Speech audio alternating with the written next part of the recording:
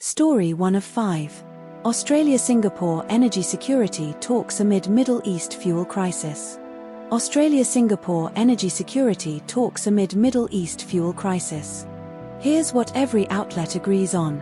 Singapore supplies 55% of Australia's petrol, 22% of jet fuel, and 15% of diesel, worth over $10 billion annually. Australia supplies 32% of Singapore's LNG, worth about $5 billion annually. Anthony Albanese visited Singapore on April 10, 2026, to discuss fuel security amid Middle East disruptions. Singapore's refineries are operating at reduced capacity, e.g., Singapore Refining Company at 60%, due to crude oil shortages from the Strait of Hormuz closure. Australia and Singapore signed a joint statement on April 10, 2026, committing to mutual energy security and legally binding protocols under the Singapore-Australia Free Trade Agreement, SAFTA. But not all outlets told the same story. The ABC states Singapore's refineries are operating at 60% capacity due to crude shortages, while Newscomau does not specify a percentage but notes reduced output. The Guardian reports Singapore's gas procurement is now centralized under one entity, but the ABC and Newscomau do not mention this specific change. The ABC suggests Singapore's government could influence refineries in extreme crises, while Newscomau and Guardian imply Singapore's commercial approach remains dominant.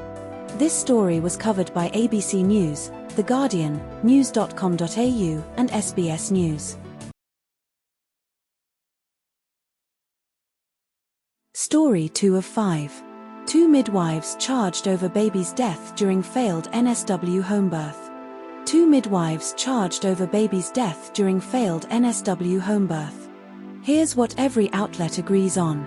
Jordan Michaela Holland, 28, was charged with manslaughter on April 10, 2026, over a failed homebirth in Wallsend, Newcastle, on October 2, 2024. Oyebola Coxon, 36, was previously charged with manslaughter and recklessly causing grievous bodily harm in August 2025. The baby boy was delivered by emergency caesarean at John Hunter Hospital on October 4, 2024, and died on October 10, 2024. Police allege the midwife ignored the mother's requests to transfer to hospital despite complications during the 2-day homebirth attempt. Both midwives were granted bail but face strict conditions, including prohibitions on midwifery practice and contact with witnesses. But not all outlets told the same story. The ABC states Holland was refused bail before appearing in the bail court on Friday, while The Guardian does not mention this refusal explicitly, only her eventual release on bail. The ABC specifies Holland was released on strict conditions after appearing in court, while The Guardian does not detail the bail refusal or conditions beyond the general prohibition on midwifery practice. This story was covered by ABC News and The Guardian. Story 3 of 5. 12 calmest global destinations for stress relief in 2026. 12 calmest global destinations for stress relief in 2026. Here's what every outlet agrees on. Iceland has 400,000 residents and is ranked among the world's safest peaceful countries with low crime and high social cohesion. Bhutan's highest speed limit is 80 km per hour, 60 km per hour on most highways, and it charges a daily sustainable development fee for visitors. The Trans-Bhutan Trail is a 403-kilometer historic path through the Himalayas. Blue Lagoon in Iceland's southwest is a geothermal spa for relaxation. The Maldives bans alcohol outside resorts' floating bars and has strict drug laws. Civil unrest is limited to its capital Male. But not all outlets told the same story. The articles do not provide any conflicting information. All factual claims align exactly between sources. This story was covered by Sydney Morning Herald and The Age. Story 4 of 5. A woman's unselfconscious ease in a Vietnam hotel ironing room sparks reflection on authenticity. A woman's unselfconscious ease in a Vietnam hotel ironing room sparks reflection on authenticity. Here's what every outlet agrees on. The event took place in a Hanoi hotel's guest ironing room, which was tiny, hot, and doubled as a storage space for luggage. A female staff member in her 60s walked into the ironing room before her shift, stripped off her pants and top, and showered in her bra and underwear. The author's husband, Chris, was ironing clothes when the woman showered, and he maintained composure by continuing to iron.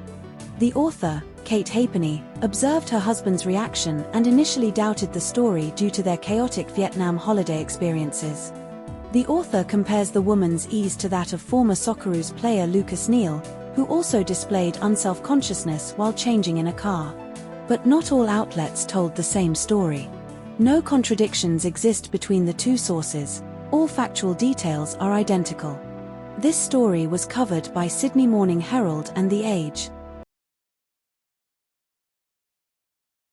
Story 5 of 5. Couple reflects on 25 years of marriage and a New Zealand anniversary trip. Couple reflects on 25 years of marriage and a New Zealand anniversary trip. Here's what every outlet agrees on. The couple celebrated their 25th wedding anniversary in 2026. They married in the year 2000. They have 3 children, 2 sons and 1 daughter. The couple spent 7 days alone in New Zealand for their anniversary. They stayed at a luxury location known for hosting royalty and rock stars, name redacted in both articles. This story was covered by Sydney Morning Herald and The Age.